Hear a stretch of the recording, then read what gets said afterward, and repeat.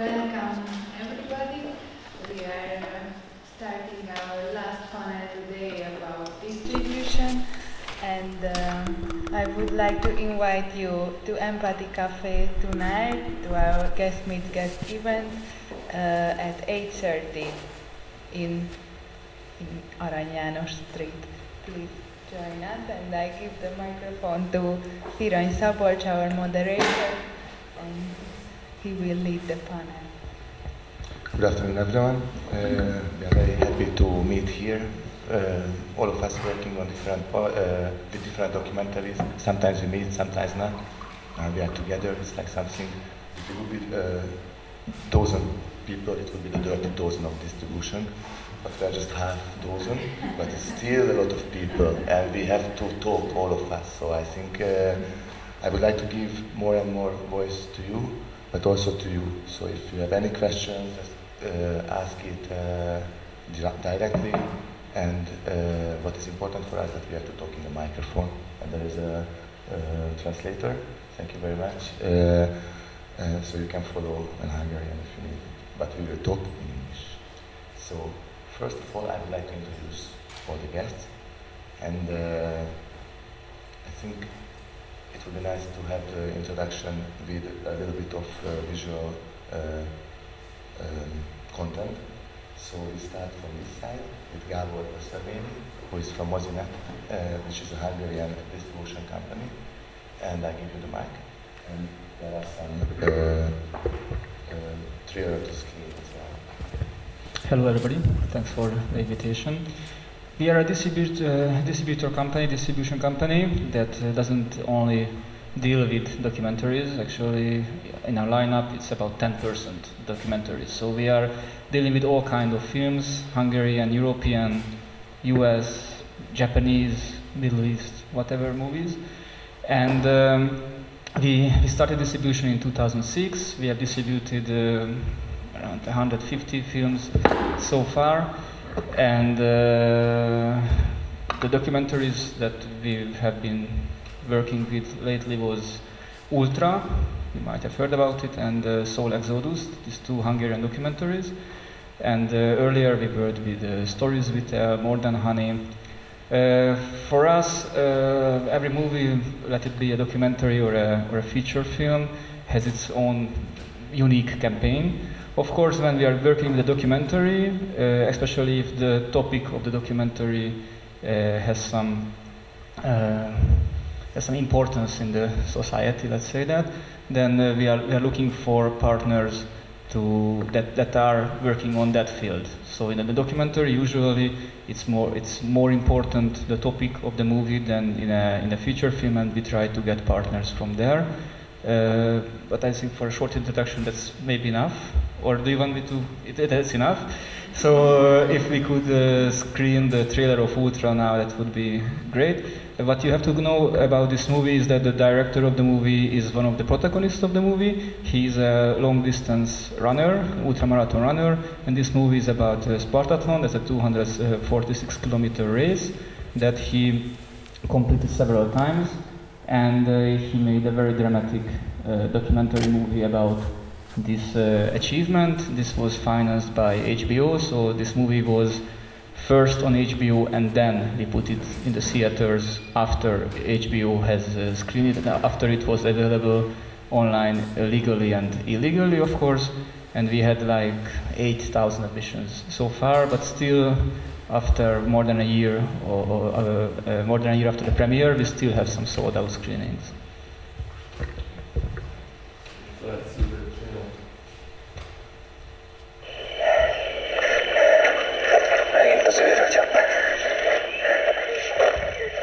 Japanese, again, the mad Japanese.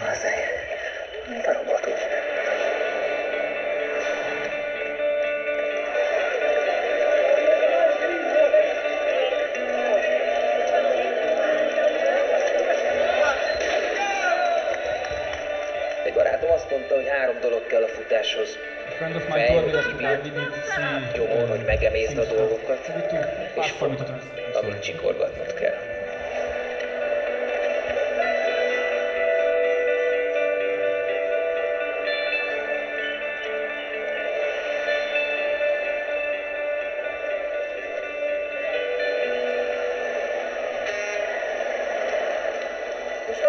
pillanatban vagyok, hogy mindenkit szeretek. Higgyétek a szívcsakráim. Éjszaka mindenkit utálni fogok. Magamat leginkább.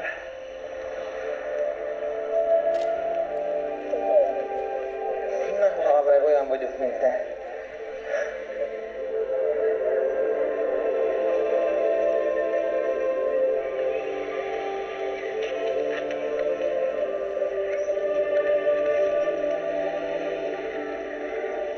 A futás ilyen. Tényszerű. Egyszerű. És elvezet önmagadhoz. Miért futva? Nem biciklivel vagy? Autóval vagy? Miért ennyi? Legenda miatt? Ha?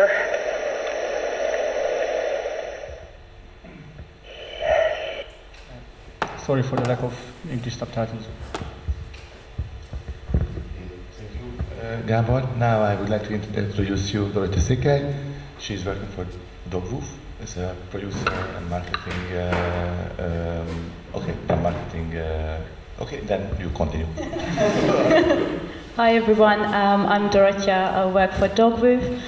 It's a UK-based distribution, international sales and production company, and I'm head of marketing there. A little bit about the company itself. So in the UK we release 25-30 films across all platforms per year. The slate is very diverse. It can be like human rights films, music documentaries, fashion docs, all sorts of feature-length documentaries. We work together with Michael Moore, Werner Herzog, but we also do service deals for National Geographic, Universal, Amazon Studios. And then in the international sales department, we go across the globe and we attend to all festivals and markets and pick up the best slates, and then we represent them and try to sell them worldwide. And then the production department started 2 years ago, so it's very early. But we try to come on projects we really love and help the filmmakers to get budget for their projects, to connect to partners worldwide. And then, of course, it's part of the vertical integration, so we do the international sales and then the UK distribution, etc., etc. So that's very shortly about the company. I chose a trailer which you might think it's not a human rights film, but it's very much it is. We just marketed it in a very tricky way. So if you want to show it now, it's in English.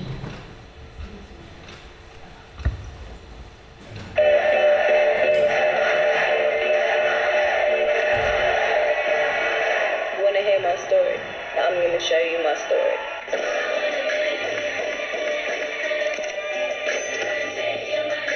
What's that song about? Stereotypes attached to immigrants and stuff like that is that they come and take the jobs and take the money.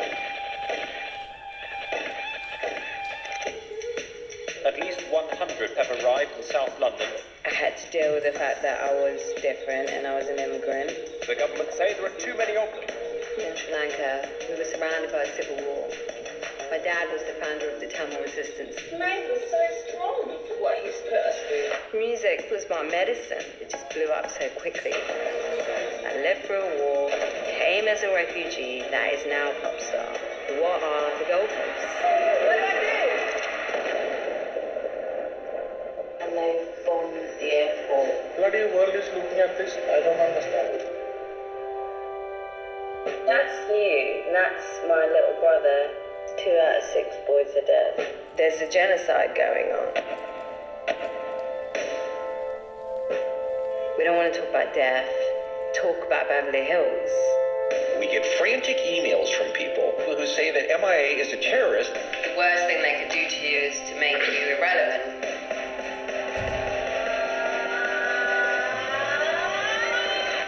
Action. What experience are we allowed to share from these cases? You've got access to a microphone. Please use it to say something. We're used as a scapegoat to build a wall, but people have always mixed and moved, and interesting things happen because of it.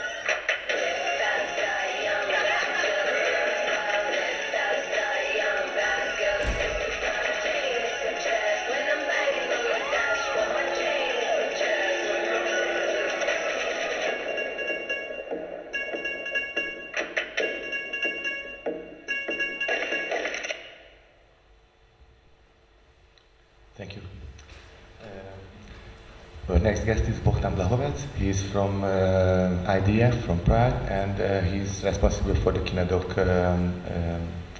Okay, now I will continue. Because it's quite hard to describe what is KineDok. Thank you, Sabi, for the introduction. Thank you, Vertio, for the invitation. As Sabi already mentioned, I'm the member of Institute of Documentary Film, which is a Czech-based organization who is trying since 2004 trying to develop the industrial environment for documentaries in Central and Eastern Europe mainly. And I would say more, our project is the KineDok project, which is like the 4-year-old idea that 4 years ago we came out with the idea to build up an international network for the alternative distribution for the documentaries. So for now we are the chain of 7 European countries, and we do mainly something what we called event-based distribution. That means that in every country we have a chain of plus minus 20 or 30 venues, which is like libraries, clubs, etc. And we are focusing mainly to find out the active audience. I like the Sabi's term, the community cinema. We are trying to find out our audience, and every year we are all together, all the representatives of all the 7 countries. We are constructing a catalog of 14 European films. That means 2 films from every country. And afterwards we give these selection to our venues, and we are trying to help them to organize Q&As or some kind of additive program after screening. So this is basically the main idea of the KineDok, and I don't want to sound selfish, but regarding to the situation of the classical distribution and the theaters, and regarding to our numbers, sometimes we think that we maybe find the answer how to bring our films to the audience. Thank you, Bohdan. Péter Donáth, who is from Earth Pictures now, and before he was which was very important also, like with Magyar Hangya, he was the, how you call it, who started Magyar Hangya actually, and which was also about something about community cinemas or alternative distribution. And now you are with Earth Pictures, which is much more like usual kind of distribution. Welcome everyone, and thank you for coming, and thank you for the invite. Yes, 2 years ago, Elf Pictures was made for producing documentaries, and there were 2 producers who made Elf Pictures a possibility. And 6 months ago, I came on board to make a distribution leg next to the producing one. And our main goal was to screen these kind of high concept, cinematic style documentaries, which was made by Hungarian directors. One of them is in the audience, Dorottya. And yeah, and before that, for 8 years, I was working for Hungarian called Magyar Hangya, like a special distribution, audience-based distribution project that it was. For special documentaries and special independent hardcore art house titles to screen around the country with these kind of special event-based kind of stuff, or we try to make a really core audience for these titles with special things and special Q&As and special screenings. Yeah, and with Elf Pictures in the next year, we're just in the beginning of making this audience for the smaller documentaries. We would like to release them nationwide, but with just 1 or 2 or 3 screenings. So maybe later it will be an interesting topic to talk about. What's the Hungarian possibilities? And yeah, long story short, that is. Which trailer you brought? Yes, it's Easy Lessons. It's Dorottya's films, and it's in the cinemas right now. And we are really, really happy to work with these films, because all the time we we spent 2, 3, 4 months before the release to try to figure out how to reach the main audience for these kind of films, and with this one we're really happy with the final product.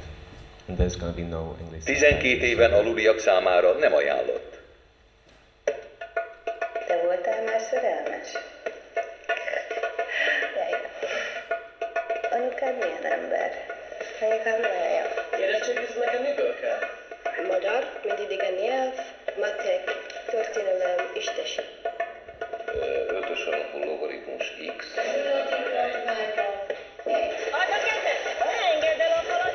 Osztrák-magyar monarchia. Magyar monarchia. Mindenféleképpen beszéltek a kafiával, hogyha nem sikerül, akkor hogyan tovább. Hablo markasta, waxay weydiin jireen. Runta waxa weeyaan, waan ku dhigi bartama. Mi kell ahhoz, hogy egy ember elhagyja mondjuk a lakhelyét, de akár mondjuk kimenjen más külföldre? Intaad eegto adigu dhahed hooyo. Hooyo insha Allah ma is arkatana, maba is arkatana. Adko.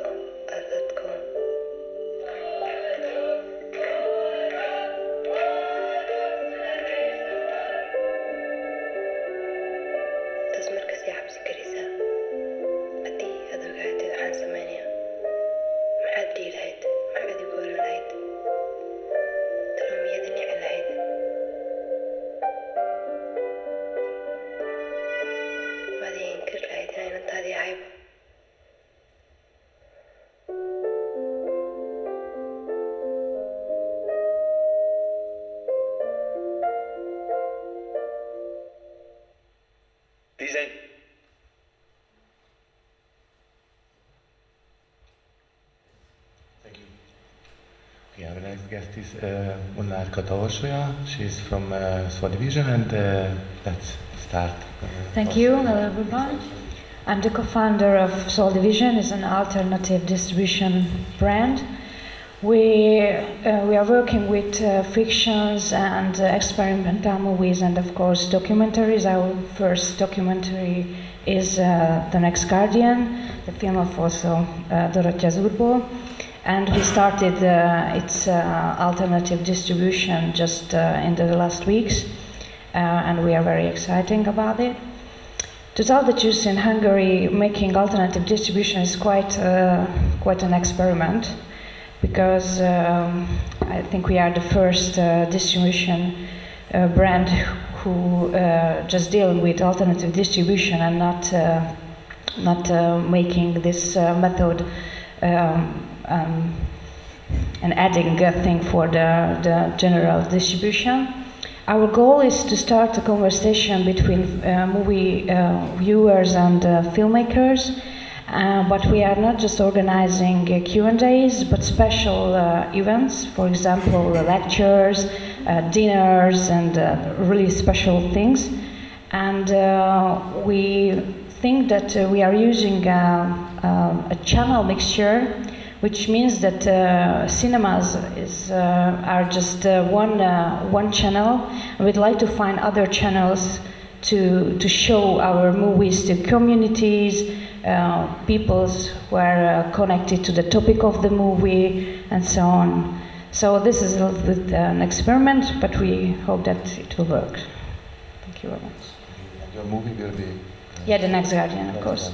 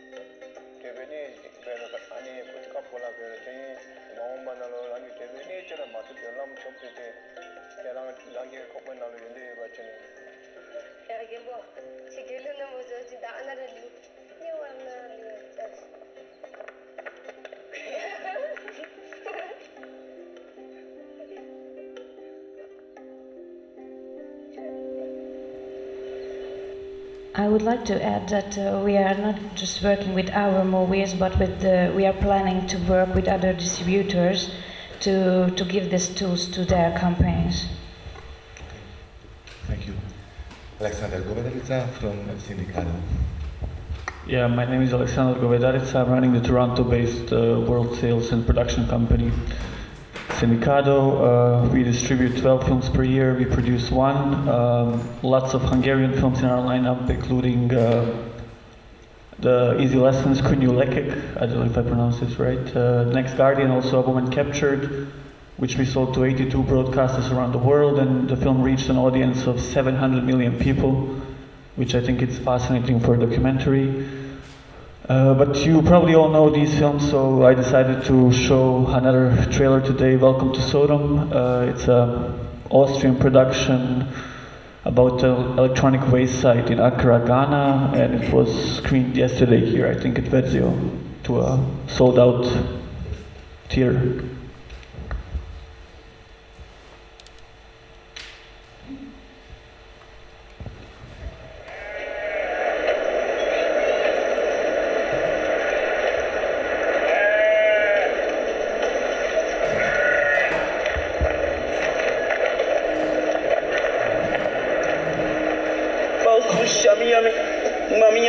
Freedom City, Shami, Freedom Town, Shami, Freedom County, Shami, Agubuleshe, Kati Sharmo. You are welcome, you are welcome, you are welcome, you are welcome, you are welcome.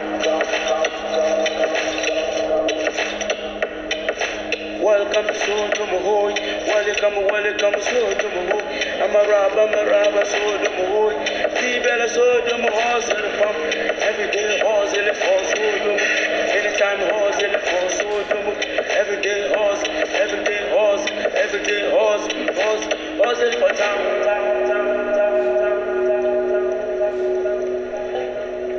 Gotta go front, don't look your back. Sodom, go front, don't look your back. Sodom, go front, don't look your back. Sodom, baby girl, jam la Tony, look at you na nyaga, swari nyama jam Tony, look at you ni fire, jam la Tony, look at marani na Joe, fire, welcome.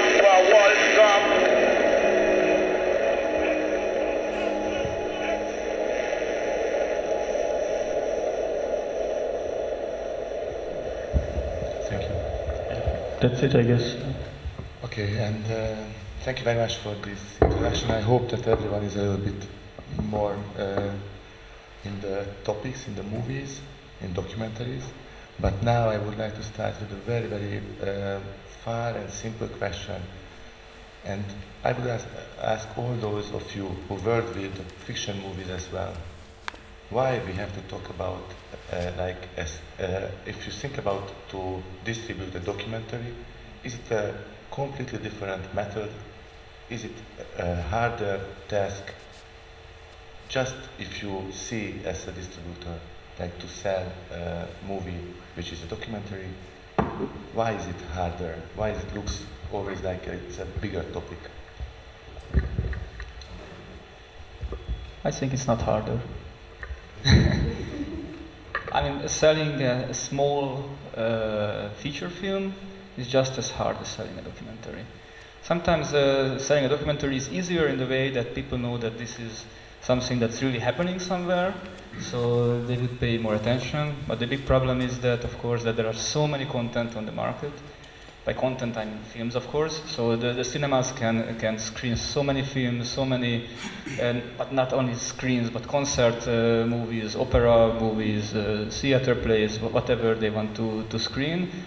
All the cinemas have access to all of the movies, so of course they're going for the bigger movies. And then for the smaller movies, of course these are all smaller movies compared to not only to Star Wars, but to all the Hollywood movies. It's very hard to get into the cinemas, and it's very hard to get the attention of the audience. For us, it's very, I mean, I'm not more afraid of picking a documentary than picking a small Eastern European feature film. There should be something in the movie that we think that could grab the attention of the audience, and something we can build a campaign on. And then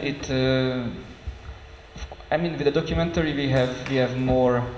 It's easier in that sense that we have more resources, because of course it is about real people, so maybe we can use the real people who are in the movie, or who the movie is about, or we can find some people who have some experiences with what's happening in the movie.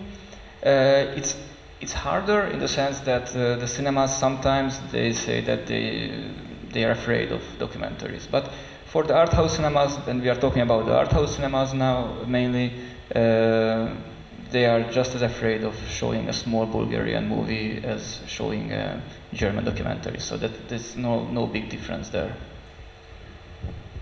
Yeah, I think we are in the middle of something change in the perspective of documentaries and art house films.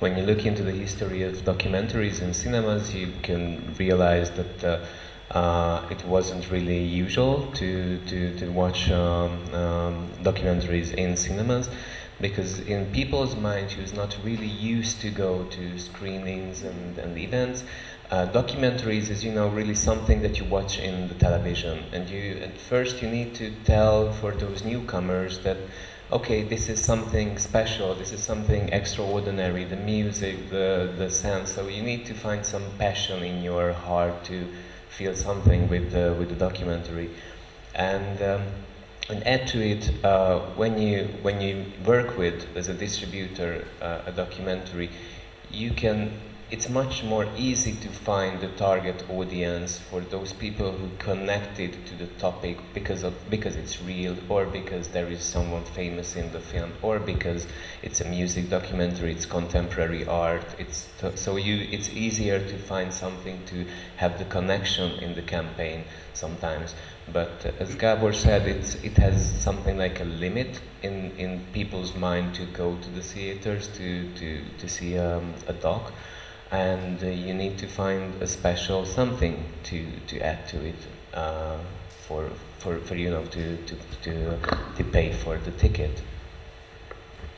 Yeah, I really agree with what Péter and Gábor just said, that it's an extremely competitive market, not just in Hungary but worldwide.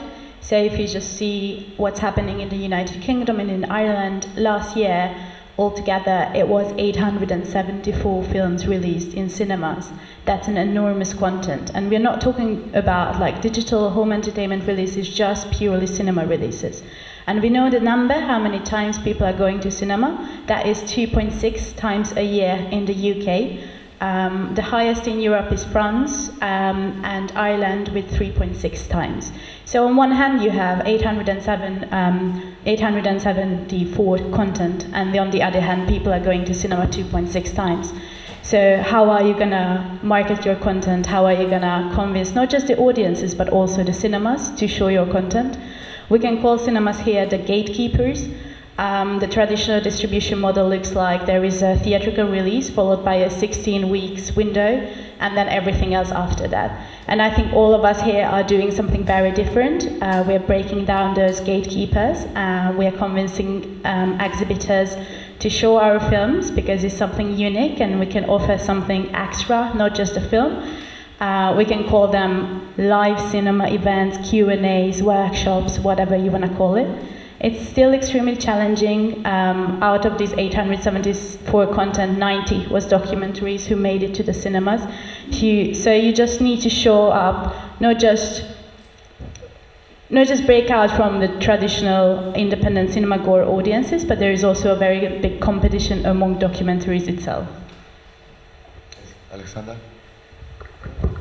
To add briefly, I don't think that distinction between documentary and fiction is the real problem. I think it's more independent against studios, and in that sense, I think this is the real struggle for us in that sense. And as far as documentaries, I mean, we, for example, our first criteria when we acquire a film is cinematic quality, and then this is kind of like the first step, which can kind of like erase that. That barrier, as Dorottya says, like there's not many films going to theaters, so yeah, the documentaries we take on, like they need to have a cinematic quality, and we also, a lot of them actually are, they are documentaries, but if you look at the moment captured, I mean, it's, you can mark it as a fiction film, and it has fiction qualities also to it, and also Welcome to Sodom is partially fiction, even though it's a documentary. And I think that line is, it's getting erased slowly. Like at Berlinale, the last two winners were documentary films, for example. Yeah, but I think the prejudices are very strong in this moment. There is this transition that documentaries became as interesting and exciting as fiction movies, but the audience doesn't know that. Sorry, just a very short personal experience that I had today morning. I screened the movie for Versio for students. First time in their life that they have seen a documentary. And all of us was crying during, with the kids, really. It was like tears in the eyes for Choir of Angry Bird. And they didn't know that documentaries are existing. They have a completely different idea about what should be a documentary. I think generally in a TV you can see documentaries boring and talking heads and absolutely not a creative way of showing what documentaries are changing, but people don't know it. I think now there is the phenomenon is shifting because there are new market players such as Netflix and Hulu and all of those global market players where you will be able to watch documentaries no matter no matter what you pay for it. You have like a £5 subscription and all the content are there. So what we see in the UK but also in Europe is that young people are getting more and more familiar with that content because it's just there. They don't need to stay up 2 a.m. in front of MTV1 and then wait for the documentary. It's literally there. They can binge watch it. And then you see the numbers as well, like last year on BBC, people were watching Blue Planet and all of these documentaries, and we are talking about like millions, 1.8 million people, among young people as well, so under 25, I mean. Yeah, just one thing to it. For distributors like us doing this kind of special distribution, it's navigation going to be really important in the next couple of years, or I don't know, because the content is out there. I don't know, in a year there is, in my measure, 3,000 movies that you need to watch, you need to know about. Maybe 10% of them are documentaries, so I would say, okay, kind of 500 or 300 documentaries they're using 1 year in the festivals, in the markets, that is really important or interesting or something to talk about or thinking about. So you need to know those kind of films in Hulu, Amazon, Netflix, HBO, Go, whatever you want.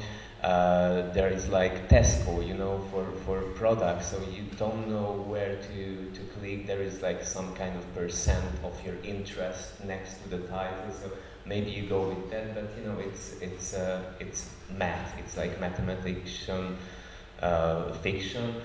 But the distributors or organizers or navigators, we need to find a way to pick these kind of things, to connect them, to connect the audience, to connect the need of the audience or the interest, or build these kind of communities around topics or art or, let's say, music, or anything. You can say anything you want. Yeah, so the navigation is a hugely important thing. Slowly we will arrive to community-based screenings and to alternative distribution. But before that, I would like to ask you about how you select compared to this kind of problems. Not problems, but it's really hard to find from these 300 to 500 movies what is the movie too good for you to work with. And yes. Okay, so we don't have so many movies. We release like 15 movies a year, so we don't have so many slots because we work with each movie quite a lot, and I don't want my team and myself to be even more overwhelmed with work than now. So like, there are times like now when I'm receiving emails from sales or news about new movies, I don't pay so much attention, because I simply do not need any movies now. I'm more concentrating on what we are releasing now. Of course, there are other times when I need movies. So for me, it's by chance as well. Okay.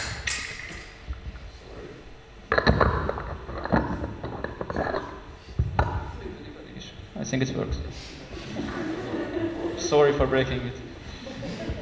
So we have a lineup of like 150 movies, as I told you, and all these movies, or like almost all of them, are close to me, close to us in some way. So we are looking for movies with a high aesthetical standard, and of course movies that has at least some chance on the market to be sold, because of course I'm running a company, so there should be some income from time to time, and of course it depends on the sales. I mean, we are in contact with a lot of sales, but of course we are not in contact with all of them, and then I am discussing what's going on with our partners from abroad, from distributors, Czech Republic, Poland, and sometimes we discuss together that there is this new film. For us, what changed the last few years, and now it might change again, is that the last few years we could, if we wanted to have a bigger movie with stars or with a high concept movie, we had to buy that movie in advance. So sometimes before the shooting started, based on the script. And of course, this is a big risk, because we don't know what the film will look like at the end, and we don't even know when the movie will be exactly finished. So it's hard to plan our releases. And the price of the movies went really up, because there are a lot of distributors in Hungary, and there's a big competition for some kind of movies. So everybody started, or at least I think, a lot of distributors, including us, started to lose money on these risky big films. And now I hope it will go back to that, when we can watch the movie first and decide later if we want to buy it or not. we have an acquisition team, which I'm not part of, so I'm not going to talk about that. So this acquisition team goes around the world to festivals and markets and pick films there, as well as we are also in touch with sales agents. We are also ourselves a sales agents, and then we produce films as well. I would just give like an advice to filmmakers here, if there is like any in the audience, is that be proactive and do your research when it comes to finding a sales agent or finding a distributor. You can send them content, but and emails and cold calls. But my experience is that if you do your research and then just have like a very personal approach, that gives you more chances to shine out from this enormous content that every company here is receiving every day. Our submission page receives 20 documentaries a week to compare, and these are all feature-length finished documentaries. So in order to like make yourself heard in this big competition, you need to be unique in a way of like you need to meet these people in person. So I advise that go around in Europe or in the world, go to markets and festivals and try to mingle with these acquisition people. We are there at ITFA, Sheffield in Europe, as well as Toronto and every big market. We do go parties as well. Aleksandar was just telling that we don't like mingling, but that's not true. We go to parties and social events, and my experience is that is the best way to kind of meet the company in person, meet the faces, remember the names. Don't try to sell your film to a distributor who would never do those kind of genre, never did that kind of theme before. Try to find those distributors who work with very similar content than yours, because there is like a higher chance that you get interested. Just to follow up on this, we also get the question a lot, like, what are we looking for as the sales agents? And I think, it's really underestimated in a way, but we're all looking for really good films ultimately, it's, don't forget about that. People always say like, what kind of subject matter, what is it like? Of course you need to like be up to date, especially when it comes to documentary. It has to have, it doesn't need to be current affairs, but it has to have some universal like message and something that tells us about the world we live in today. But ultimately I think we're all looking for great films, and again, going back to the example of A Woman Captured, which was rejected so many times by all the broadcasters in the world, in development stage, in production stage, but the director, she stuck to her vision, and she made the film she wanted to make, and it paid off with a very, very good world premiere with ITFA, then Sundance Film Festival, and it's a great film, word of mouth, and all of a sudden everyone is talking about the film, and now they all want it. So,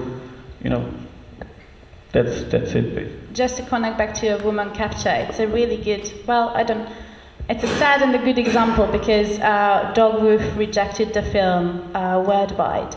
But when you guys sent a link, I was the biggest advocate in the team, being Hungarian myself, and saw the story, and I was like, yeah, we have to do that. And on my own time, I did so many research and pushing them, and I went to Sheffield, I saw it on the big screen. And then, of course, there was no outcome of that, but this example shows that you need to find that one person in that one company who will fight for that film to be acquired.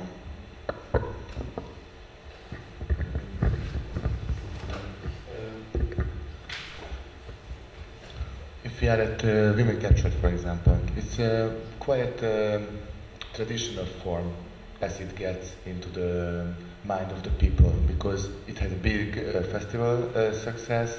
It's really a cinematographically high quality movie, so it's quite easy choice. But still you have to work with this movie. And now we have seen different trailers, and I think it's a little bit time to start a little bit to talk about what is your special tactic for each movie to bring close to the audiences, and let's start with Women Captured, I think. Yeah, I just wanted to, it was a big festival success, but yeah, maybe what I didn't mention, I should have, I think also timing is very important. Like maybe, it is a great film, but yeah, it is a film about slavery, which maybe three years ago it was a complete taboo. And I think it's also the timing was really good, like to have the world premiere in the year where slavery was kind of getting in the news. It was on CNN, and so in that sense it was also, you know, the timing was perfect, which really helped and triggered the festival success. Yeah. And then we have another movie, next Guardian, for example, which is like Bhutan, which is also quite a famous topic nowadays, I think. I mean, there are some movies about Bhutan, documentaries, and this was a closed country, now it's a bit opening. But what's the next step to work with this movie and to bring close to the people? First, we started with the movie in cinema because in Hungary, especially for documentaries, being in cinema, that's the special channel, I think. So we really wanted the movie to be in the cinemas, and it was quite a long time. We started the alternative distribution 2 weeks ago, or 1 week ago. We organized screenings with Q&As. We are organizing now special events. For example, we will have an evening with Bhutanian food. And with the screening, we are organizing a lecture on Bhutan, just to know more about the country, which will be in the Flag Museum. I think it will be very interesting because if you are interested in the country and but you are probably not a person going to cinema and watching documentaries, with this kind of lecture you will have a chance to get more, and I think it's a very good match. We'd like to find communities who think this is an important topic for them. For example, we will have quite a lot of screening in Buddhist communities because it's a Buddhist movie. It's out of question that it's interesting for Buddhist people. So we are bringing the movie to them, which is quite difficult because they are quite closed communities, but we can find entrance points where we can find them and make. For example, we had already 1 or 2 screenings, and we will have more in the Chambala Center, which is especially a Buddhist center, and we will have screenings in the countryside too, in the Buddhist communities. So we'd like to find the special communities who are interested in the topic in a way. Let me answer for your before questions first. That I think 3 things is important when you're a Hungarian distributor and try to pick a film for a festival. First of all, it's something really personally, the connection that you have with that film, because you need to be the one person, you know, who really believe in that stuff. And at first, when I'm watching a film, I need to, you know, find myself in a position when I'm able to fight for that film for months, you know, to go through doors which were locked before, to, you know, just shouting or doing the job. The next one is finding a partner. It's really important to find an institute, to find someone, try to find a society or just a smaller community who really into the topic of the film or connected somehow to it. For example, when I was doing photography before, and because of it with Hungarian, we distributed a lot of documentaries about photography or photographers or the art form itself. Because I know all the guys or the decision makers or the institute connected to photography. And the third one is find something connected to the whole Hungarian audience. Is there anything to you can connect the movie with the audience? And sometimes these 3 things really get together in a perfect way, like The Salt of the Earth that we distributed a couple of years ago, the Wim Wenders movie.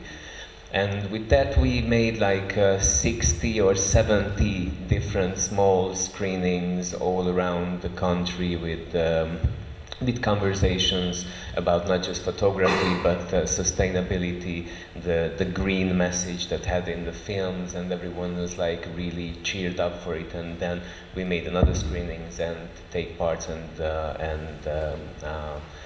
making the message in real life, you know, with the film. So and just the last thing. We have a really hard work with the woman captured, because we are the distributors of the films in Hungary. But we were, in the last couple of months, we were trying to, you know, raise awareness of the topic in Hungary itself, and went through a lot of issues about a lot of things.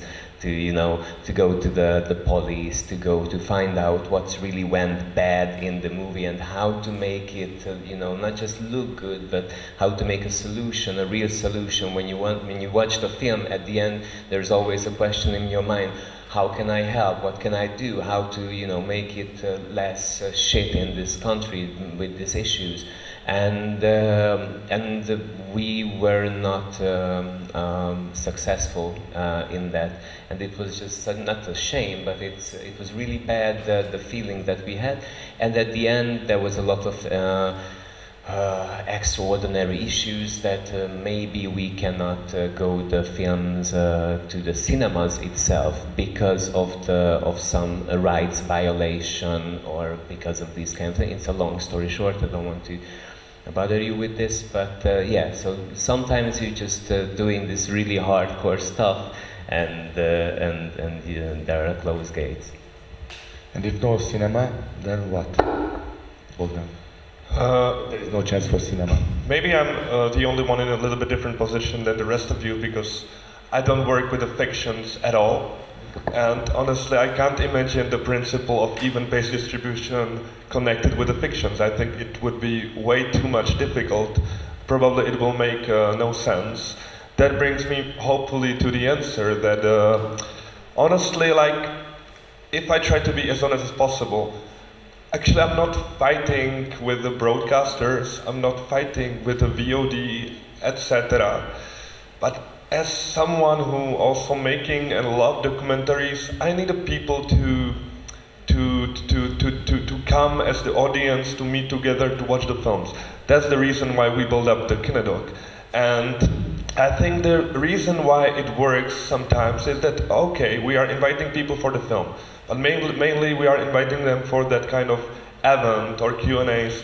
We all mentioned this, that if we want to make, let's say, successful distribution, we should probably go that way. So I really think this is somehow important if we want to have that physical audience in one time, in one place. And I think regarding to your previous question, what is the criteria how to choose the film? Okay, I will repeat it again, that it's for sure the cinematographical quality of the film, but again, let's say it's that event potential of the film, what you can do afterwards if you are able to invite a director. And I think it's always important for directors to meet their own audience, not only at the festivals. This is very good that we can do it like through the whole year. And again, if you can invite some experts, etc. So I hope, like in the future years, that we will be really able, also in a cooperation with you and you both, that we will be able to establish that kind of communities. For example, if I can imagine that we have some venue in Hungary or Norway or Prague, and okay, there are like 15 people visiting every KineDok screening, I think the good target point is that if we bring any kind of film, the people will come. Because there is that label, there is that situation to watch a documentary, there is that situation to talk about it.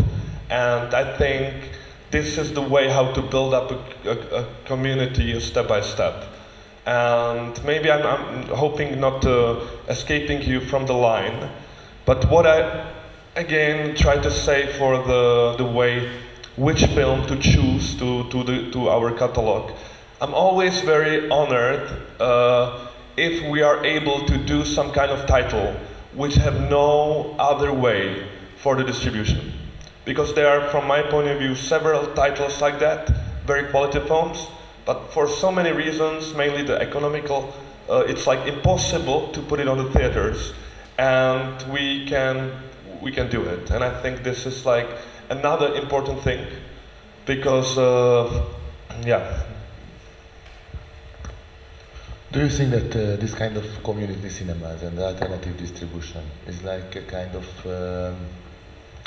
fourth step in distribution? Like first, all of you would like to put the movies to the festivals, to the big festivals.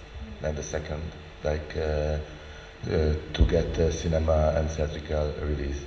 The third is maybe television, or sometimes with HBO it's a different timeline, but yes.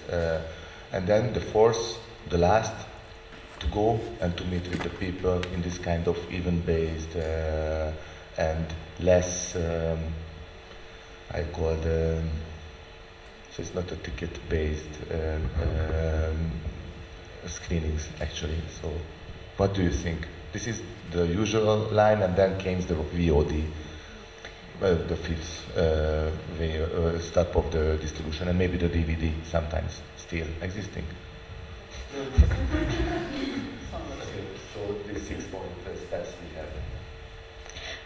We don't really think that this is a line, one step after another. We really, as I mentioned, we think that this is a channel lecture, that we have the content and we have to see what it needs.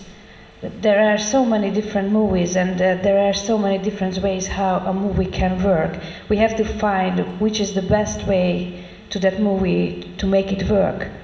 And you know, we are just talking about good movies. You know, when a movie is bad, it's a different thing. But with a good movie can be very successful and it can be a very big failure also in a cinema if you can't find a way how to communicate, how to reach the people, and so on and so on. So I think if you have a good movie, you have to find which is good for the movie, and you have to find the channels. And the channel can be the television. It's probably the best way for a best place for a movie is the television. Could be, and there can be other ways. Yes, one thing just because of about these event-based screenings. A lot of times I think documentaries need a kind of advocado or something. Someone who stays after the movie and talks with the. It's very hard to leave the audience with the. I call it, but let's say just the experience what they have in the cinema and then go home, and we let them. Women capture is absolutely good. Just briefly, I mean, the reality is that 95% of films will not get distribution. I mean, that's simply the reality. But we need to try, you know. And again, going back to Women Captured, the strategy was, yeah, to have the best possible world premiere, so festivals first, and then all rights distribution. But it happened so that it was very good timing for slavery on TV, and we had an offer we simply couldn't say no to. So we went for the way of distribution. Like we went to broadcast first, simply because it was just simply too good of an offer. We had BBC and HK wanting the film just after the world premiere. So and still, like due to the attention it got in the media, we still managed to get, even though it was such a huge audience on TV, we managed to, like in the UK, we have a small theatrical release, but we went directly to the cinemas. Like we have 10 cinemas in the UK in collaboration with Sheffield Dogfest, yeah, I mean, it's also kind of event-based, but, it's classic theaters, that's the difference. But I mean, we always try to, to stick to that model, first theaters, then broadcast, but yeah, that's, not always possible. Dori was in Japan with The Next Guardian, and she told us that in Japan there are cinemas directed for documentaries, and they're full, and everybody is interested in documentaries. So I think it's really important to see your market, because the same movie, The Next Guardian, could work perfectly in cinemas in Japan, but we have to find a special event-based distribution here in Hungary. So I think it's there are many components what you have to examine, study. I think the important things here to see that traditional distribution model existed to monetize the content to the top on all platforms possible.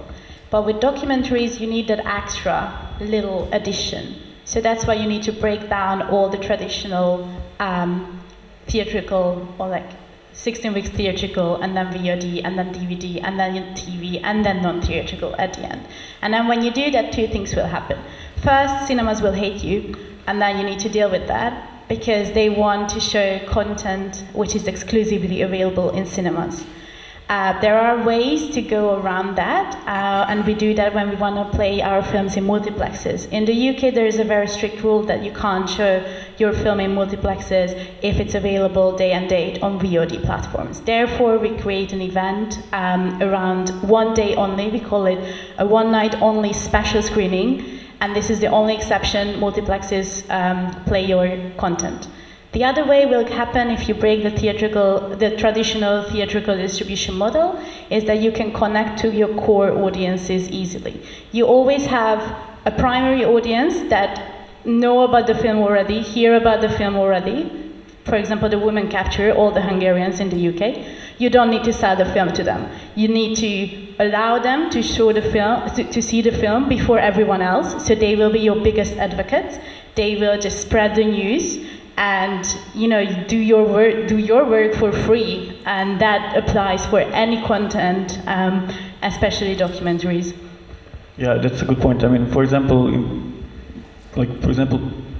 the UK, Polish cinema is becoming kind of like a niche because of so many Polish immigrants. But I mean, going back to what I said about women capture and broadcast, I mean, it was broadcast, but actually, even on broadcast, the model has changed. Now it's the broadcasters show it first on their VOD platforms, and then they go to the actual linear broadcast. And yeah, I mean, as far as The Next Guardian, I mean, yeah, we sold it to the Japanese distributor, and they're like, the selling point for The Next Guardian was simply that it was the only film from Bhutan that year. That was really, and it really was, and it was a good one, but it was also the only one. And Japan and Bhutan have a special connection also, and with traditional values that are kind of like Japan is very nostalgic about in a sense. Yeah, I actually came last night from Korea, and there everything is alternative distribution. They don't have distributors at all. Like they have 70 cinemas, and they all pick their you need to pitch to them directly. There's no distributors, and but they work all closely together, and if one of the cinemas likes it, they kind of like send it to the other cinemas, and sometimes they do like a campaign release, but it's very rarely. Like it's mostly individual cinemas picking up the films, for example. So it really also varies country by country. Also, just one more thing, and I stop talking. So I don't think there is one audience. I think there are multiple audiences out there, and then they will choose how they want to consume your film. I don't think you need to limit those people, okay, now you have to go to the cinema. Because a mother of 3 who doesn't live in a city where the film is showing will never go to the cinema and pay £16 for it. They will, buy it on iTunes, or maybe they buy the DVD. So the audience is very smart, and then they can decide in which platforms they want to, actually watch it. And I don't think it's overlap. Some people love to go to the cinema, and they will go anyway, even the film is available on demand. I would make a distinction between different event-based screenings. So because it's a bit mixed. So for us, we like to start the theatrical distribution, or the whole distribution, with events. So it's like not number 4, but like number 0, just before everything, because that's very essential for the branding.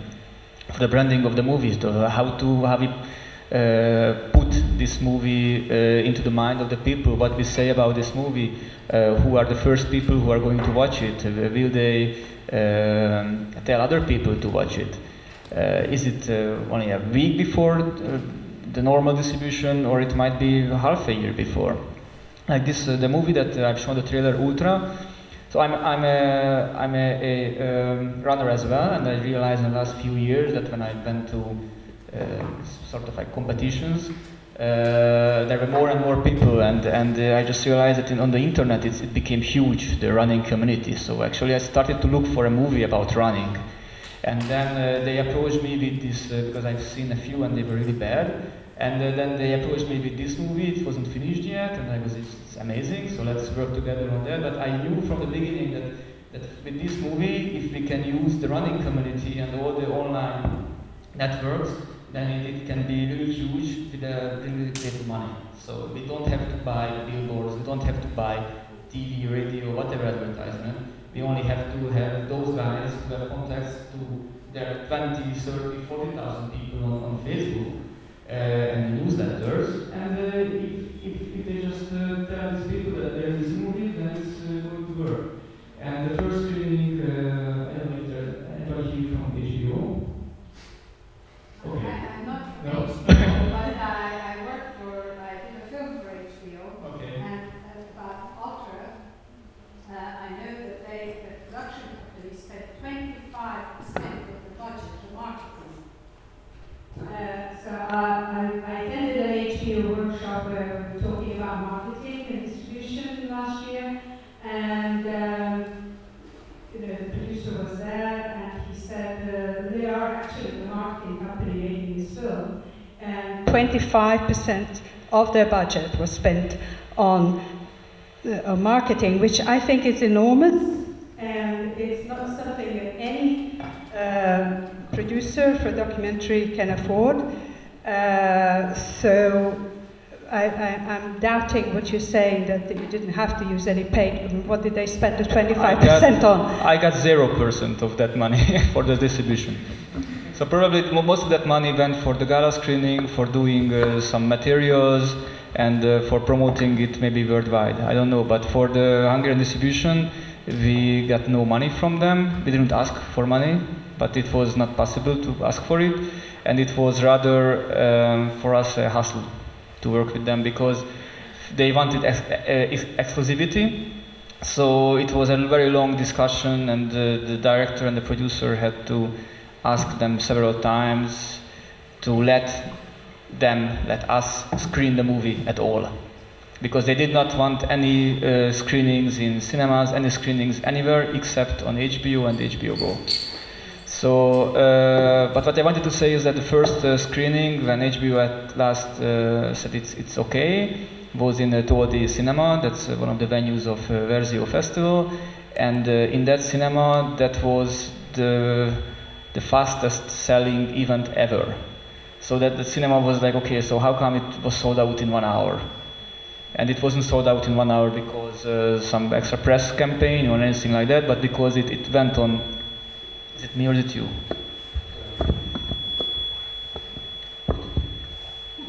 So it's better, I think, yeah. So it worked like that we got into that community, and they told each other, and in 1 hour it was sold out, the 200 seats, and they were like, okay, so when is the next screening? And it went like that, although the movie was already online, and they could watch it for free. But we made an event of it. The Q&A after the movie was not in the cinema, but we were running together to Margaret Island, and there was the Q&A, so some extra things. But of course, there we could use the director, who is a very authentic person, because he did this ultramarathon several times himself, and he did a lot of other races like this himself. And he was, of course, very eager to participate, so we could use him. And but what I wanted to say is that these kind of events that are like putting the film on the map somehow, for us we don't make. I mean, we usually lose money on them, of course, because we have to start the campaign with it. It's part of the campaign. And but those screenings at the end that are more like film clubs, when you are watching the movie with 20 other people, maybe they are paying, maybe they are not. We have a year, I don't know, 200 screenings like that, I think. I mean, they are sort of like one of the last steps of distribution. So that's what the reply to your question. Just wanted briefly to say, sorry. I mean, I think that what's also kind of like underestimated as distribution really is festivals. For example, ITFA, it's 5 screenings, and it can be an audience of 1,000 to 1,500 people sometimes, which is, you know, I think huge number. For example, Welcome to Sodom, which you just saw, it opened up in Germany to 25,000 admissions, and there was, for example, interest from Denmark and Netherlands. But for example, you know, when I told them, okay, it will be screened at ITFA, but they say, okay, yeah, that's a huge portion of our audience, for example, and you know, because it was screened at CPH Docs, which is a major festival in Denmark, the Danish distributor, even though they were very interested in the end, you know, rejected the film simply because, yeah, it's, for example, half of their audience in Copenhagen, and you know. I love the idea of running to a Q&A. Just to like connect back to the event-based, I want to share a recent campaign I'm working on. It's a National Geographic documentary called Free Solo. I urge you guys to check out the trailer. It's absolutely amazing. It's about a free soloist climber called Alex Honnold, who climbs without any safety net or rope. He's still alive, so that's really good. And we are doing this big documentary campaign for that, for National Geographic. And the whole thing started as a service deal, very similar to like an HBO deal, where National Geographic just wanted like a couple of few screenings so they can nominate the film to the BAFTAs. And we were like, yeah, that sounds good, but we would love to do more like cinematic screening. It's really like made for a big cinema screening. So we started talking to like climbing communities in the UK, and we had like absolutely no budget at the beginning. And I'm not a big climber myself, but my flatmate is. And one day she came home and she was like, you know what? All these hot dudes in the climbing center are talking about your film. And I was like, what do you mean? And so I went to the climbing center one day, and then we had this little brainstorm session. And it turns out that every single person already heard about the film without any money put in it. So we built up the momentum of that. And as Péter was just saying, like it started 3-4 months before the release.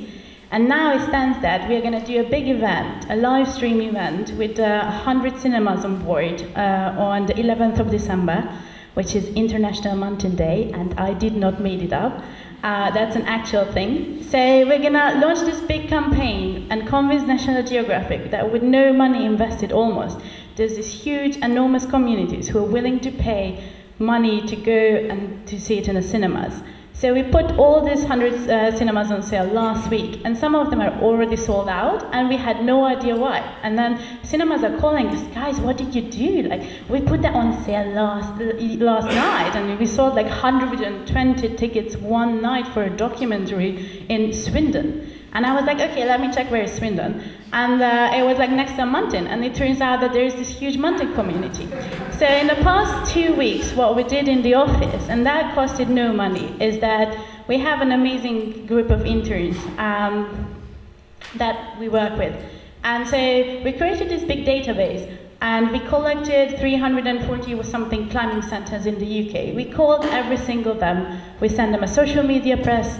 We send them postcards, we send them flyers, small posters, we offer them free tickets. And now it's like half of the 100 cinemas are already sold out within a week, 2 months ahead of the, before the event.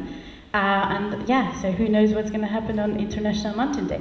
But that's a really good example where you don't have like 25% of the P&A for marketing, but you have a phone, you have amazing interns that hopefully you pay money for them to do the work, and then they just call those people who become your advocates.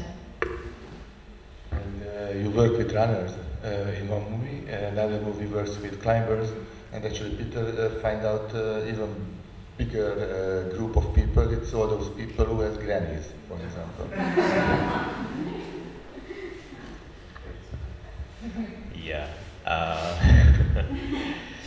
Yeah. Well, we were acquisiting the new Agnes Varda movie one year ago, and that was the first time with Hungary and with Péter Molnár we started to think how to reach the main audience, and we just realized that there is a guy with the grandma kind of stuff, and so it's going to be the easiest thing. No, but with Bali previous film, the Granny Project that we are talking about, it's a new movie that we're going to we just put it into cinemas 1 week before, and the funniest thing that we had more than 2,500 admissions just with the pre-screenings for this documentary, and for the first week they were all sold out in every theater that we screened the movie, and the number of the audience was 350.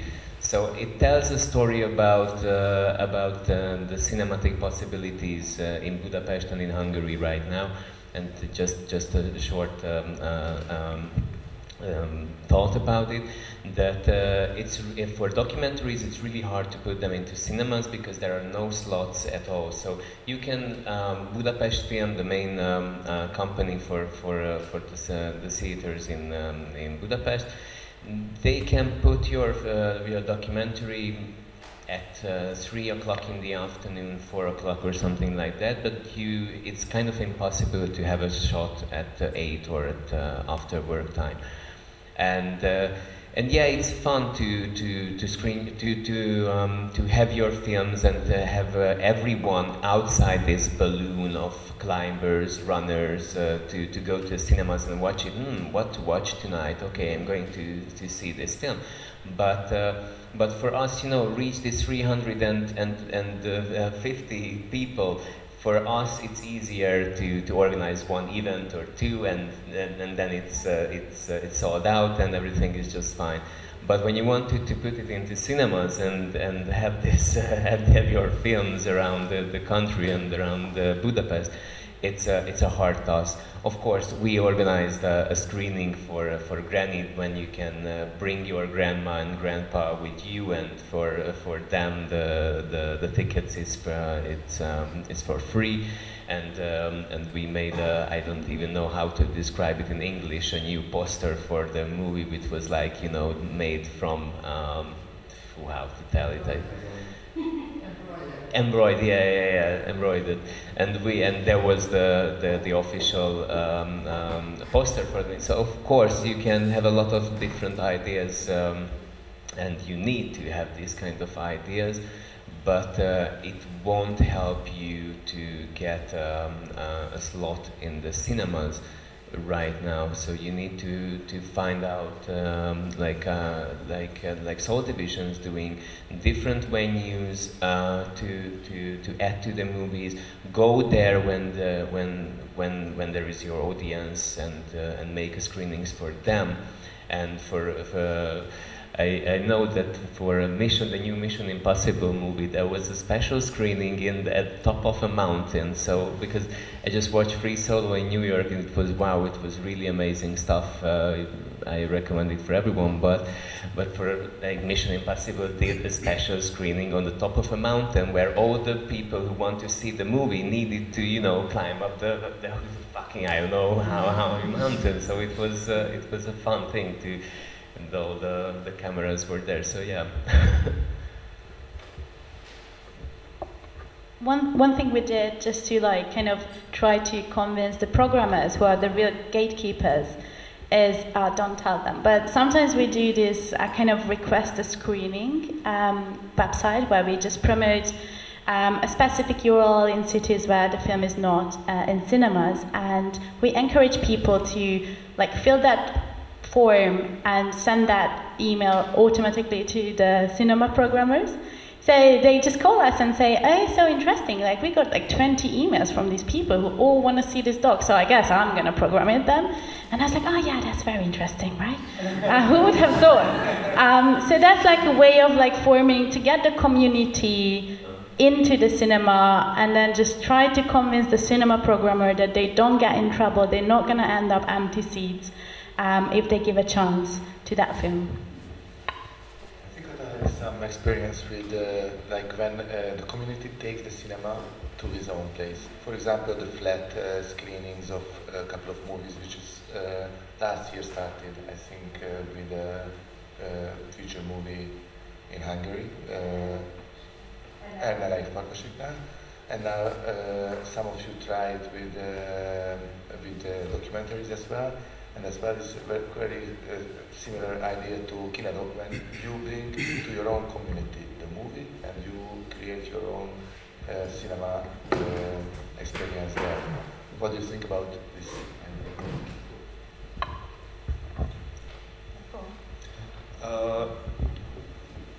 Maybe I'm stepping a little bit backwards, hopefully not, but I really like the idea that there is not the only one audience outside.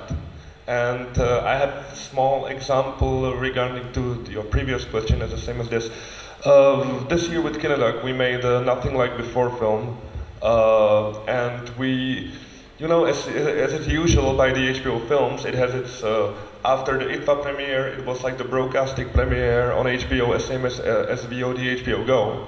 Then there was a classical distributor in Czech Republic for the theaters, and we had it also with the KineDok, because the motivation for the sales and the directors was that we can do directly afterwards it was some kind of international distribution. And what I want to say is that there was no fighting at the end. The classical distributor was completely successful with the numbers what they had. We've been successful by the acceptation of our community screenings for the KineDok, and so that was for me a very important experience, that this is not fighting, that this we can do collaborate and somehow it could work even better. Then it's not a kind of competition. And regarding to this, maybe I realized one thing regarding to all these strategies on the local level. And for example, you've been talking about Woman Captured or about Ultra, and then I realized that okay, these films are probably has no chance to have any kind of distribution in the Czech Republic.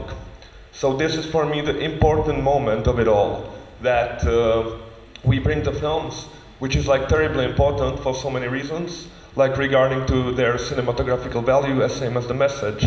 And for example, and probably only the principles like the One World, I've seen Maria over there, or KineDok can bring these films to the foreign countries. So I think this is important to note it. About bringing the movie to communities and, for example, in flat screenings, I think there is one thing, the movie, and there is the community, which is another thing. And it's very interesting when sometimes we will have a very special screening in a church 1 or 2 weeks later, where there is a priest who pick a movie and his community will come. And I'm absolutely sure that they are absolutely not interested what will be the movie. They will come because he tells them that this will be a great movie. Yeah, so absolutely. And we had a screening in this place with the András Jeles movie, the Sinister Shadow, and we were very surprised because the conversation after the screening was extremely great. It was fantastic. It was absolutely a new perspective. And we had another screening in a csillagvizsgáló, I don't know, this observatory, yeah, an observatory, which was absolutely the same situation. They came to see the movie because they were invited by the leader of the observatory. And the conversation after the movie was amazing because they had such a very fresh new eye on the movie, because they are not they do not come for the director or etc. So I think it's a very interesting thing to bring movies to the communities, because we believe that this movie will be interesting for them. And when it came out that it's really interesting for them, but they didn't know that it would be interesting for them, it it can be a very amazing experience for both of all, for the community, for the artist, for the director. It's always a very nice experience, and for us, for the distributor too. And the flat screenings is the same thing when they choose a movie, but they are come as much as for the community and for the friends and for having a fun evening. And I think it's very nice. Short question to Gábor, just because of the numbers. You had the movie 1989, which was 5 years ago. I think it was from Ostergaard. The director was an Oscar winner with Burma VJ before. Oscar nominated. Yes, and then he came out with a Hungarian topic movie in 1989, and then.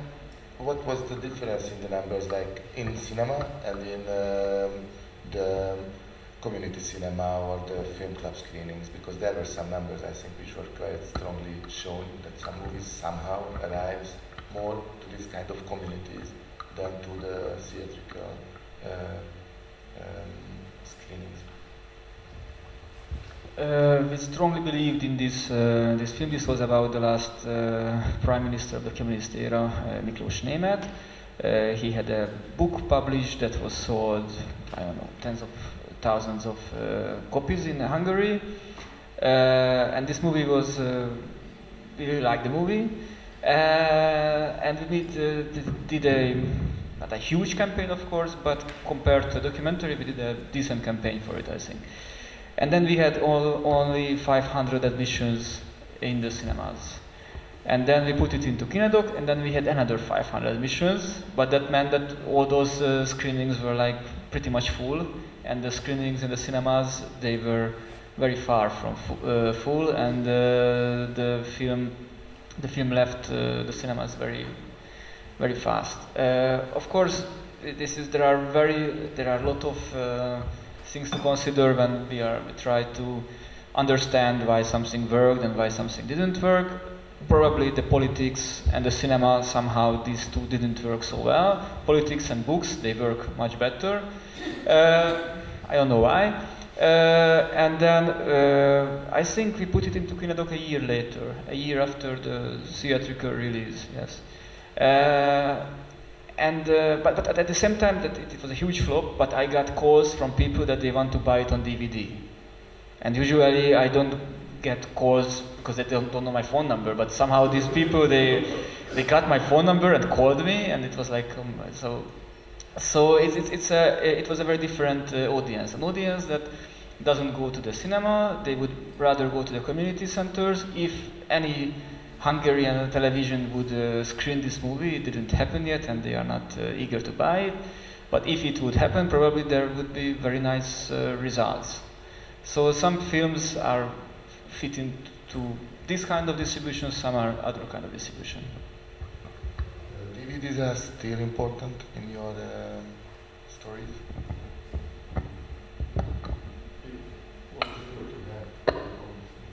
We do sell DVDs. It's very surprising.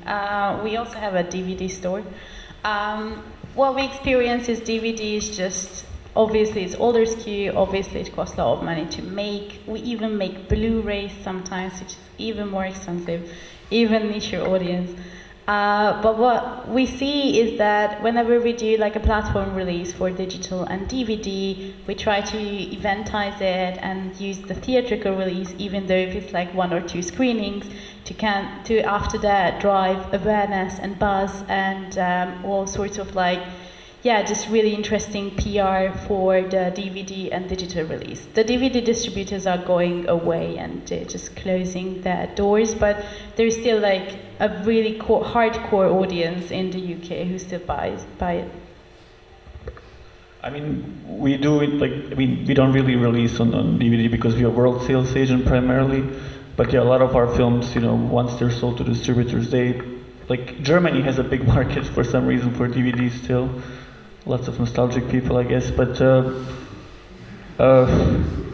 I mean, educational also is where like especially in the US, like is where like it's educational market is actually quite big. There's like around 4,000 universities in the US that buy documentaries, and they need DVDs, for example. So if we sell to, I don't know, like New York State, or I don't know, like to MIT, they require 20, 30 DVDs for their libraries, and also, of course, the digital copies. But yeah, I mean, actually, where we deal with DVDs, it's mostly universities. But I think that also will change quite soon. I don't think it has a future, to be honest. Yeah, definitely not. I'd like to ask you if you have any questions, because this is the time for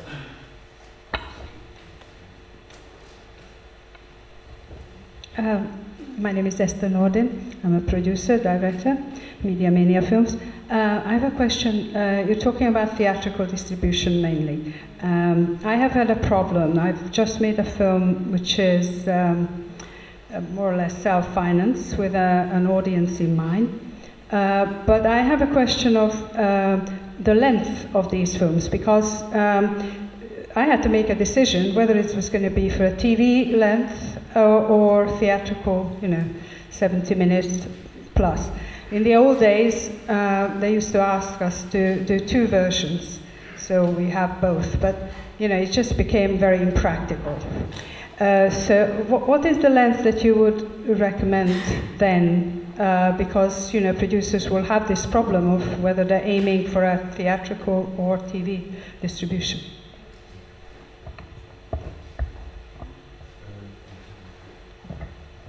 We actually, one of the acquisitions criteria for us, of course, I think the first one is, of course, cinematic quality. As far as length, it needs to be a feature-length film. So what is a feature-length? Yeah, 75 to 80 minutes would be the bare minimum, but we also need the 52-minute version for TV. So we need both.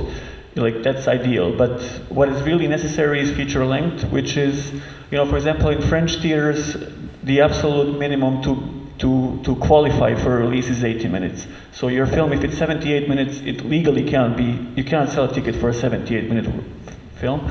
But then again, we have a road movie. I don't know, I think it was screened here. Was it last year?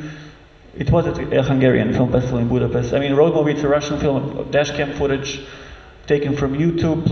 Budget was $5,000. It was 67 minutes long, and we sold it in the US to Oscilloscope, and they released in 40 theaters.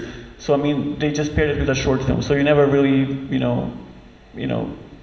there are no rules, but in general, 80 minutes is what we're looking. I think that's kind of the hot spot. Let's say I don't know if you would agree. 75 to 80 is really the minimum. Yeah, I would suggest 90 minutes to be the minimum, because at least in the UK, the cinema programming, it works. They have 2 evening slots, and then if it's 90 or more, they can easily fit in the first or the second evening slot that ideally you would go for. If you don't provide a TV cut, the distributor or the international sales agent will ask you to do a TV cut anyway. So it's nice to have both.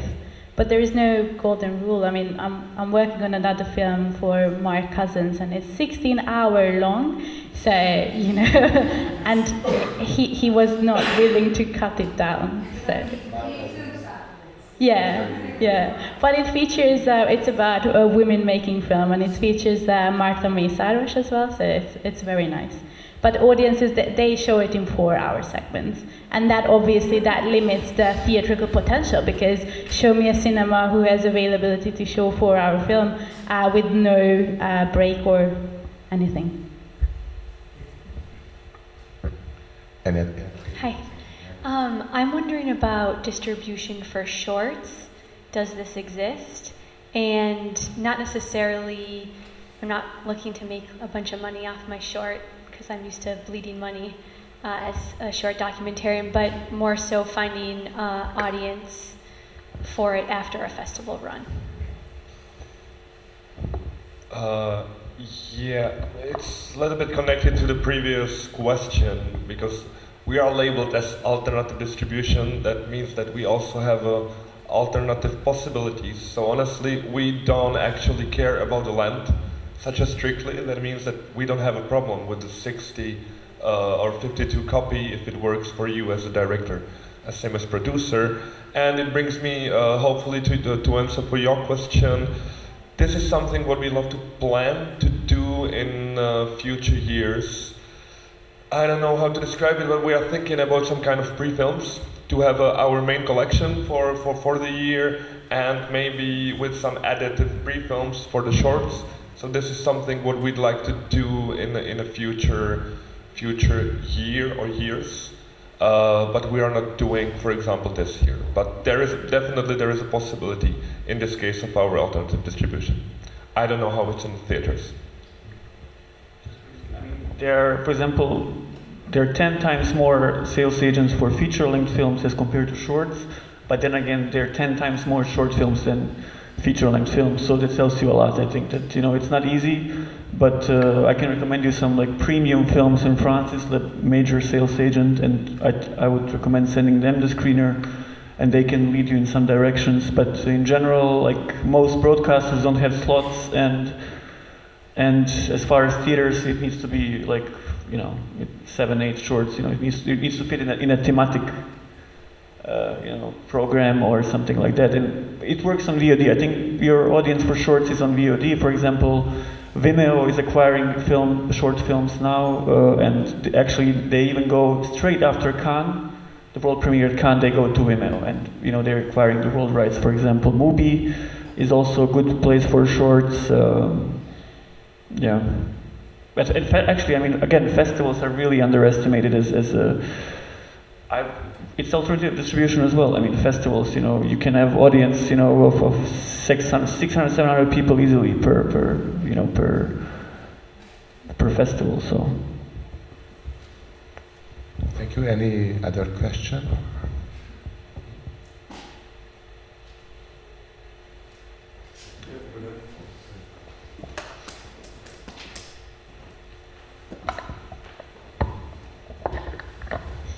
I'm Paola, I'm a filmmaker. I'm wondering, there is this fashion, let's say, about creating transmedia extension from the film. Is that, for example, apps or, I don't know, which is related to the topic of the film, and they are kind of promoted in the same time with the film? Do you have experience with this, transmedia extension, and do you make it if yes, do you make it simultaneously, or does it have to come organically, or I'm just curious about this. In 2010, maybe, we will try out a special format of a trailer. It's called, I don't know how to call it. It was a special trailer when you can stop the trailer and click on different stuff on the image. And after it was a nice thing to have. A lot of people loved it, and it has really raised the awareness of these possibilities of special distribution. But I don't know. But after then the guy who made this trailer for us made an application for clothes, and for in every trailer and in some clips from movies, you can click on every clothes that you see on the people, and you can buy it, and it went huge. So it was, so yeah, sometimes it is. There are some possibilities. I don't know any more. For example, in the US, the chance to buy tickets for special event films, it has a really good connection with the apps, with Fandango, and for some more special, just for these kind of special screenings app. And in Hungary and in Europe itself, I don't know how is it, but it's not really a chance. And so for everyone who's thinking about it and who is not a filmmaker, there is a huge market for this thing. Sorry, but no.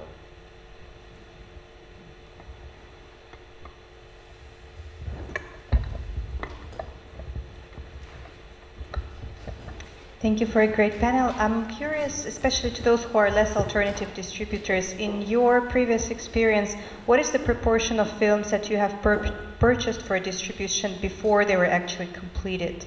And what are the main platforms where you're looking for films, both completed and still in production? Thank you. only do 12 films per year, and the majority of the films we acquire in production stage, I would say. And the trend is to go in as early as possible. I mean, it's partially because of the competition, you know, between other sales agents, but also because of you know, platforms like Netflix and Amazon. You know, they're also producing more and more, and I mean, they're simply not acquiring. So the only way really to sell, for example, to Netflix is to come on board before them. And you know, for the high quality projects, you really need to come on board as early as possible. For example, we are producing now a film. It's our second production, Family Sentence. It's an American film, which is co-production with Sweden also. And yeah, we are on board since basically the idea, and yeah, we're trying to raise funds for the film. And yeah, for A Woman Captured, we came on board in early production, like Next Guardian, but it's a relationship with the production company Eclipse. You know, Next Guardian, we came on board as soon as the world premiere was announced. So I mean, it's also because it's important for us to, you know, to be involved as early because of the festival strategy. First of all, it's very important where your film will have the world premiere, and also, you know, it's not, you know, this is something for a longer discussion, but it's not good to give away, like, you know, we're trying always to finance the films without giving away any rights. So, for example, again, Woman Captured, if, you know, it was, you know, rejected by some broadcasters, but it turned out to be great, because then it opened up so many more doors. And, you know, always, you know, it's my advice, if it's possible, always try to finance your film without giving away the rights. So go to funds, private investors, you know, Kickstarter, some, you know, like campaigns or something like that. And then it should always be the last step to, you know, to involve, you know, broadcasters, because, you know, again, like they have, you know, if they buy the rights, they can screen your film 2 months after the world premiere, and you're missing some, you know, opportunities with theaters. And yeah, I don't know if that's answering the question partially, but. Yeah, I really agree with you, because what was the phenomenon, let's say 5 years ago, is that distributors went to the big festivals around the world, like let's say Sundance, and then they watched it on the big screen, they had a coffee with the director, and then they went home with like a full basket of good films, right? What happens this year, for example, you go to Sundance, you see something really interesting, and then, oh, sorry, that's sold to Amazon, oh, sorry, that's sold to HBO already. So you don't even have a chance. So our company started the vertical integration a few years ago into sales and then into production to be as early as possible. When you have a really good idea, you have access to a talent, then we are there, and we want you to trust us with your content. Obviously that is like giving away your rights a little bit, and that can be really tricky when there is like a BBC co-production, and then you try to do something amazing things, but then BBC goes first, and then 2.3 million people in the UK see the film for free. And then you got all these good emails from the director, oh my god, this is amazing, so many people watch the film. Yeah, but you don't get anything out of it. So you need to be very careful with your rights. But yeah, I advise to like maybe get a sales agent on board as soon as possible. They really know what they're doing, and then they can help you find gap fundings and all the other things. Yeah, because we can also finance the film. We can also help, you know, we invest our own money in the films without actually, I mean, we take the rights, but we, you know, but to sell, so they're not really like exploited already. And then where we can really help, you know, I think why really it's good to have a sales agent early is like small details. Like, for example, again, this road movie, this Russian film, a dash cam, you know, from Russian roads, they came to us with a 58-minute